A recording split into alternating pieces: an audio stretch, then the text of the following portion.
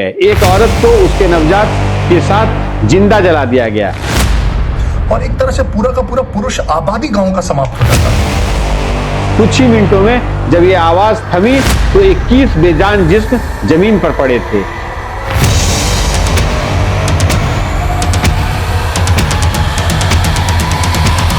तो साफ साफ कहते ही नहीं, वो मेरी जाति के वोटर नहीं।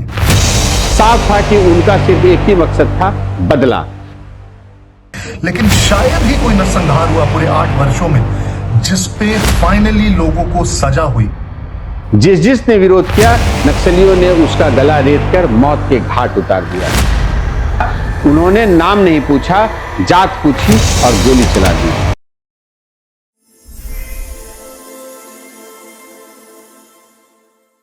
बिहार में जंगल राज का जिन फिर जाग गया है। इस चुनाव में सबसे ज्यादा जिस चीज की चर्चा हो रही है वो है जंगल राज। जंगल राज बड़ा मुद्दा बन गया है। प्रधानमंत्री मोदी के साथ एनडीए के बड़े नेता मतदाताओं को लालू राज के खौफनाक दिनों की याद दिला रहे हैं। बीजेपी जेडीयू के नेता लालू राबड़ी के शासनकाल को हत्या, अपहरण, बलात्कार और नरसंहार का काल बता रहे हैं। दोस्तों नमस्कार। न्यूज पिकल के इस एपिसोड में हम लालू राबड़ी राज में हुए नरसंहारों की कहानी सुना रहे हैं। आप वीडियो को आखिरी तक देखिएगा, पता चलेगा कि वो दौर कितना खौफनाक था, लोगों के साथ कितने अन्याय किए गए। 1990 के दशक में बिहार में माओवादी हिंसा चरम पर पहुंच गई थी। उसके जवाब में रणवीर सेना का उदय हुआ था। फिर बिहार में प्रतिशोध का खेल शुरू हो गया। एक के बाद एक कई जातीय नरसंहार से बिहार ही नहीं पूरा देश हिल गया था। इन खून खराबों ने मानवता को शर्मसार कर दिया था। कोर्ट ने लालू राबड़ी शासन के उस दौर को जंगल राज कहा था। लालू राबड़ी के शासन में खराब कानून व्यवस्था के साथ साथ लोगों के साथ अन्याय करने का भी आरोप लगता है। वोट बैंक के लिए समाज को बांटा गया, वर्गों के बीच विभेद पैदा किए गए, खाई पैदा की गई। सामाजिक न्याय के नाम पर, या यूं कहिए कि वोट बैंक को मजबूत करने के लिए कुछ वर्गों और जातियों को उकसाया गया। खेतों पर कब्जे किए जाने लगे, गांवों पर हमले होने लगे। उसके जवाब में दूसरे वर्ग समूह ने भी बचाव में हथियार उठा लिए, अपनी सेना बना ली और अपराध के रास्ते निकल पड़े। उसके बाद जो सीमाएं टूटी, कत्लेआम हुए, वो बिहार का काला अध्याय है जिसकी मैं कहानी सुनाने जा रहा हूं। ये भी आरोप लगते हैं कि वारदात होने पर जाति देखकर कार्रवाई की जाती थी। एक वर्ग के आंसू पोंछे गए तो दूसरे को रोते बिलखते छोड़ दिया गया। बीजेपी का आरोप है कि लालू राबड़ी तो पीड़ित परिवारों को न्याय दिलाना तो दूर, उनके पास अपनी संवेदना तक व्यक्त करने नहीं जाते थे। एक वर्ग विशेष के लोग वारदात करते तो कार्रवाई का सिर्फ दिखावा और दूसरा करते तो उस पर सख्ती और प्रताड़ना। ये सब बातें मैं अपने मन से नहीं कह रहा हूं। तब की मीडिया रिपोर्ट्स देखें, मैगजीन अखबारों के पन्ने पलटें तो सब दिख जाएगा। उस समय के लोग भी कहानियां सुनाते हैं। कोर्ट के ट्रायल में भी कई चीजें सामने आई हैं। लोगों ने डर से कोर्ट में गवाही तक नहीं दी और दोषी छूट गए। कई केसों में तो निर्दोषों के नाम एफआईआर में डाल दिए गए। उनके परिवारों को प्रताड़ित किया गया। सिस्टम का नंगा नाच हुआ। 1990 के दशक में बिहार में हुए जातीय नरसंहार भारत या विश्व के किसी भी कोने में हुए नरसंहार या किसी भी कालखंड में हुई हत्याओं से बिल्कुल अलग है। महज 1992 से 2000 के बीच जो जातीय नरसंहार हुए उसमें 59 ऐसी घटनाएं हुई जिन पे गांवों पे पूरा हमला कर दिया जाता था। उनके पुरुषों को या तो एक लाइन में लगाकर या घेर कर या उनके घरों में मार दिया जाता था और एक तरह से पूरा का पूरा पुरुष आबादी गांव का समाप्त हो जाता था। महज इन 8 सालों में 59 नरसंहारों में 600 से ज्यादा लोग मारे गए। ये ज्यादातर नरसंहार जातीय लाइंस पे होते थे। इस दौरान आप देखेंगे कि बिहार में 14 जातीय सेनाएं एक समय पर उपस्थित थी। करीब करीब जितनी बड़ी जातियां या मध्यवर्ती जातियां हैं उनकी अपनी सेनाएं थी। जो नक्सलाइट्स थे उनके अलग अलग फैक्शंस थे। और इन ज्यादातर केसेस में आप ये भी देखेंगे कि जो नरसंहार हुए उसके बाद जिन लोगों पर केस हुआ, एफआईआर हुआ, केसेस चली, लेकिन शायद ही कोई नरसंहार हुआ पूरे 8 वर्षों में जिसपे फाइनली लोगों को सजा हुई। कुछ नरसंहार के केसेस तो अभी 2 वर्षों पहले तक, और एक नरसंहार का केस तो अभी 1 महीने पहले कंक्लूड हुआ है, करीब करीब 30 वर्ष के बाद। तो वो जो नरसंहार थे, और एक तो जातीय लाइंस पे नरसंहार हो रहे थे, प्लस जो स्टेट था, सरकार थी, वो भी एक तरह से न सिर्फ आंखें मूंदे हुई थी, बल्कि उसका किसी न किसी प्रकार से रोल था इन नरसंहार में। उसका समर्थन प्राप्त था इनमें से कुछ जातीय सेनाओं को। इनफैक्ट 1999 में सिनारी में जब एक नरसंहार होता है और राबड़ी देवी से पूछा जाता है कि वहां पे नरसंहार हुआ है, 34 भूमिहार मारे गए, क्या आप वहां पे जाएंगी, तो साफ साफ कहती हैं नहीं, वो मेरी जाति के वोटर नहीं है। तो आप इसी से समझ सकते हैं कि जो पूरे स्टेट के ना सिर्फ लोग बल्कि सरकार भी किस प्रकार से जातीय लाइंस पे बढ़ चुकी थी और एक दूसरे के खून के प्यासे हो चुके थे। 2000 तक ये सिलसिला चलता रहा, जब तक आप खास करके देखेंगे मगध और शाहाबाद के एरिया में जो गांव थे, उसके जो पुरुष होते थे, उन्हें रात भर पहरा देना पड़ता था अपने घरों की छतों पर कि किस रात में हमला हो जाए। तो एक बहुत भयावह पीरियड था पूरे बिहार के लिए, और बस यही होप कर सकते हैं कि इस प्रकार का हादसा, इस प्रकार की हत्याएं किसी भी राज्य, किसी भी देश में कभी ना हो। तो अब नरसंहारों की बात शुरू करते हैं।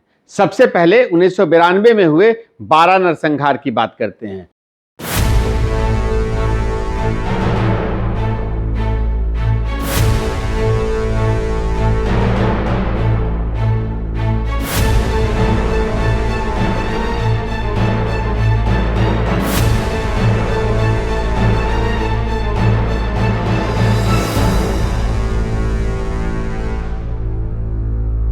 ये नरसंहार बिहार के गया जिले के 12 गांव में हुआ था। 12-13 फरवरी 1992 की दरमियानी रात थी। रात के 10 बजे गांव में सन्नाटा पसर चुका था। लोग नींद की आगोश में आ चुके थे। तभी एमसीसी यानी माओवादी कम्युनिस्ट सेंटर के करीब 100 नक्सलियों ने गांव को घेर लिया। लोगों को एक एक करके घरों से निकाला जाने लगा। जो नहीं निकले उन्हें जबरन बाहर खींच लिया गया। नक्सलियों ने औरतों और बच्चों को भी नहीं बख्शा। उन्हें उन पर जरा भी रहम नहीं आया। जिसने विरोध किया, नक्सलियों ने उसका गला रेत कर मौत के घाट उतार दिया। उस नरसंहार में हमलावरों ने भूमिहार जाति के 37 लोगों की जान ले ली। मंजर यह था कि गांव में खेतों के किनारे लाशें बिछी हुई थी। पूरे गांव में सिर्फ सिसकियां गूंज रही थी। इस जघन्य नरसंहार के बाद एमसीसी ने कहा था, यह न्याय है, बदला नहीं। अब राज उन्हीं का होगा जो खेत जोतते हैं। एमसीसी ने दावा किया कि हत्याएं सवर्ण लिबरेशन फ्रंट द्वारा दलितों पर हमले का जवाब थी। नरसंहार के मुख्य आरोपियों में से एक रामचंद्र यादव को मार्च 2023 में बिहार की एक ट्रायल कोर्ट में दोषी साबित किया गया था। 12 नरसंहार से असल में बदले की शुरुआत हो चुकी थी। एमसीसी ने 12 में जो नरसंहार किया था उसे 4 साल बाद रणवीर सेना ने और भयानक रूप से दोहराया। आपको बता दें, नक्सलियों के हमले का बदला लेने और अपने खेल की सुरक्षा के लिए सवर्णों ने 1994 में रणवीर सेना की स्थापना की थी। कभी बाद में रणवीर सेना की कहानी भी सुनाऊंगा। बहरहाल भोजपुर जिले के बथानी टोला गांव में 11 जुलाई 1996 को भयानक नरसंहार हुआ।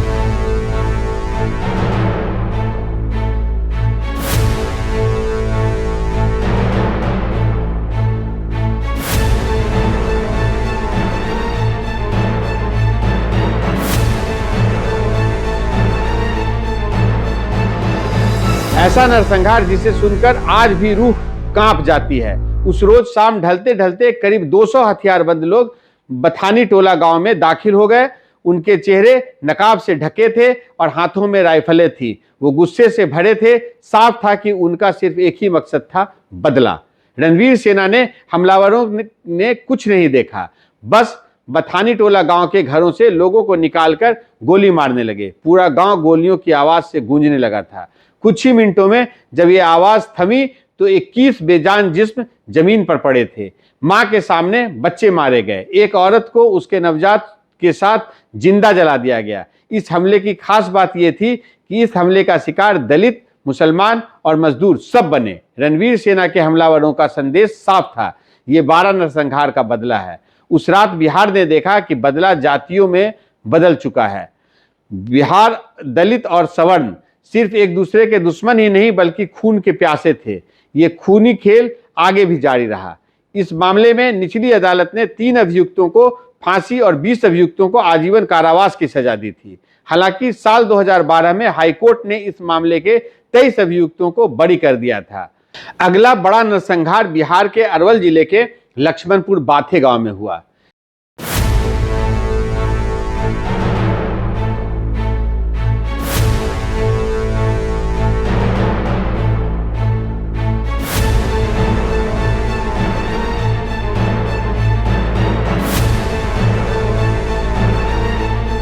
इस जघन्य हत्याकांड को रणवीर सेना ने 30 नवंबर और 1 दिसंबर 1997 की दरमियानी रात को अंजाम दिया था, जिसमें 58 दलितों की बेरहमी से हत्या की गई थी।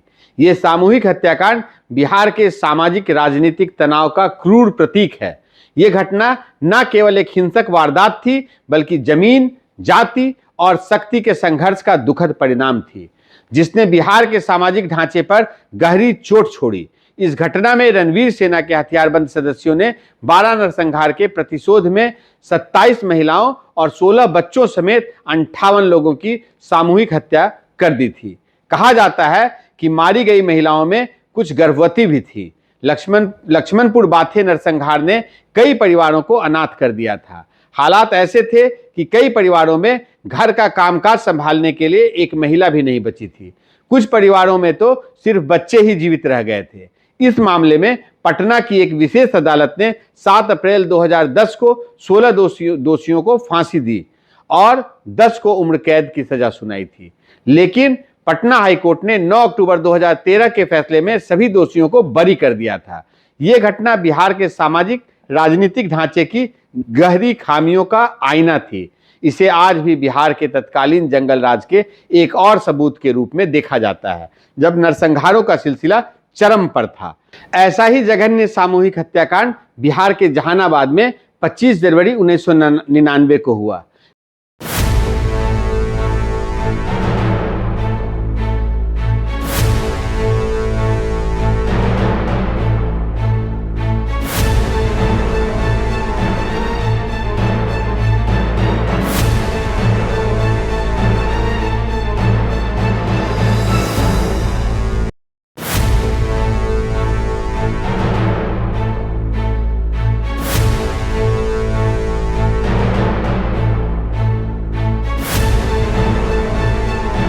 गणतंत्र दिवस से एक दिन पहले, वो भी एक सर्द रात थी। शंकर बिगहा के गांव वाले रजाई में दुबके थे। कई लोग गहरी नींद में सो चुके थे। तभी अचानक गोलियों की आवाज से पूरा गांव ढल उठा। दरअसल गांव में गोलीबारी करने वाला कोई और नहीं बल्कि रणवीर सेना के दस्ते थे, जो एक बार फिर खूनी खेल खेलने आए थे और इस बार निशाने पर था शंकर बिगहा गांव। रणवीर सेना के हमलावरों ने पहले की तरह किसी को नहीं छोड़ा, न बूढ़े न बच्चे। उसी खूनी वारदात के बाद गांव की एक औरत ने कहा था, उन्होंने नाम नहीं पूछा, जात पूछी और गोली चला दी। असल में इस घटना ने बिहार की आत्मा तक को हिला कर रख दिया था। वारदात में 22 दलित मारे गए थे। लाशें गांव में बिखरी पड़ी थीं। एक तरफ मातम का मंजर था, चीख पुकार थी। लोगों को ढांढस बांधने के लिए लालू यादव और राबड़ी देवी भी शंकर बिगहा पहुंचे थे। दरअसल 1998 में अरवल जिले के चौरव में 10 सवर्णों की हत्या कर दी गई थी। हत्या का आरोप माओवादी संगठन एमसीसी पर लगा था। रणवीर सेना का मानना है कि शंकर बिगहा गांव के लोगों ने माओवादियों की मदद की थी, इसलिए रणवीर सेना ने हमले के लिए इस गांव को चुना। घटना के 16 साल बाद साल 2015 में 13 जनवरी को इस मामले में फैसला सुनाया गया। जहानाबाद जिला अदालत ने सबूतों के अभाव में सभी 24 अभियुक्तों को बाइज्जत बरी कर दिया था। दरअसल ट्रायल के दौरान सभी 50 गवाह अपने बयान से मुकर गए थे। उन्होंने आरोपियों को पहचानने से इनकार कर दिया था। शंकर बिगहा नरसंहार के 15 दिन बाद 10 फरवरी 1999 को भी पास के ही एक गांव नारायणपुर में नरसंहार हुआ था। वहां रात 9 बजे हमलावरों ने धावा बोल दिया और 11 दलितों की हत्या कर दी गई। 6 महिलाएं और 5 पुरुष मारे गए। पर्चे बांटकर रणवीर सेना ने इसकी जिम्मेदारी भी ली थी। इन नरसंहारों की गूंज दिल्ली तक पहुंची। पूरे देश में इस पर चर्चा होने लगी। जॉर्ज फर्नांडिस और नीतीश कुमार समेत केंद्र सरकार के 3 मंत्री भी जहानाबाद पहुंचे। कांग्रेस अध्यक्ष सोनिया गांधी ने भी शंकरबिगहा गांव का दौरा किया। केंद्र सरकार ने 12 फरवरी 1999 को बिहार में राष्ट्रपति शासन लगा दिया। इतना कड़ा एक्शन हुआ कि चीफ सेक्रेटरी और डीजीपी तक बदल दिए गए। यहां तक कि 15 मार्च को केंद्र सरकार ने राज्यपाल सुंदर भंडारी को भी हटा दिया।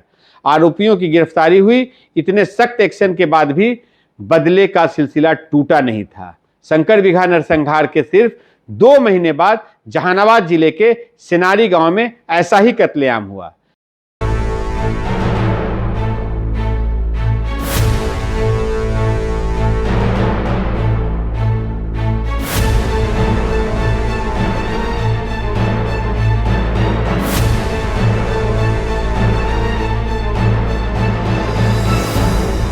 शंकरबिगहा के जख्म अभी तक भरे भी नहीं थे कि एमसीसी ने उस हत्याकांड का भयानक बदला लिया।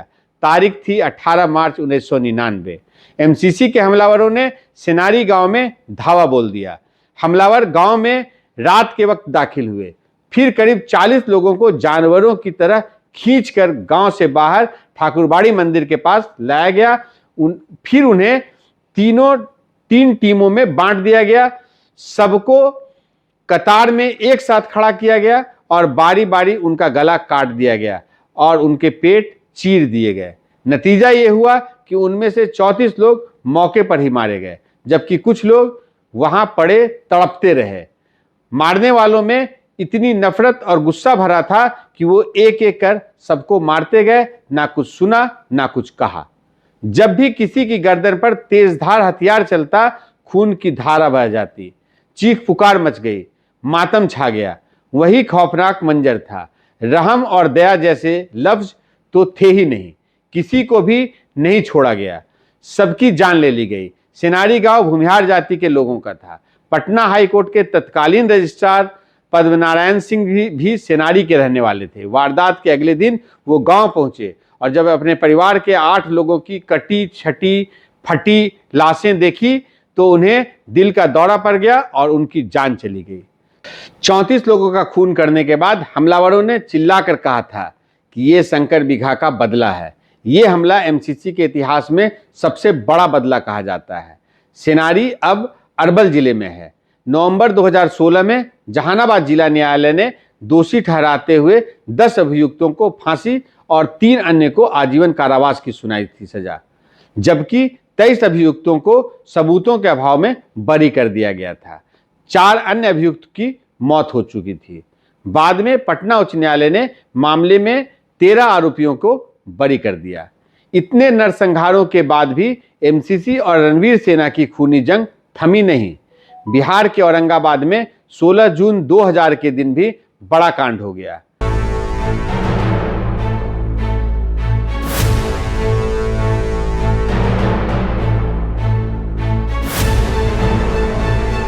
गांव था मियापुर, जहां रणवीर सेना ने एक बार फिर हमला किया था। इस बार निशाने पर थे यादव और दलित समुदाय के लोग, जिन्हें एमसीसी समर्थक माना गया था।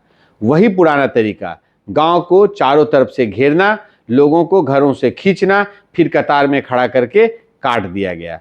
कुछ को गोली मारी गई। ये सब औरतों और बच्चों के सामने किया गया। विरोध करने वाले भी मौत के घाट उतार दिए गए। कुल मिलाकर रणवीर सेना ने 35 लोगों को मार डाला।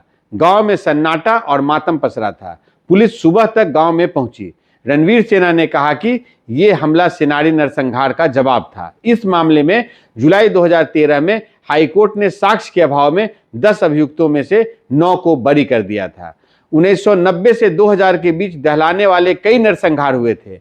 उनमें से मैंने कुछ बड़े नरसंहारों का कहानी आपको सुनाया। केंद्रीय गृह राज्य मंत्री नित्यानंद राय का दावा करते हैं कि लालू राबड़ी के 15 सालों के शासन में बिहार में 59 बड़े जातीय नरसंहार हुए थे, जिनमें 500 से ज्यादा लोगों की जानें गई थी। साल 2000 के बाद खूनी खेल का सिलसिला थमने लगा था।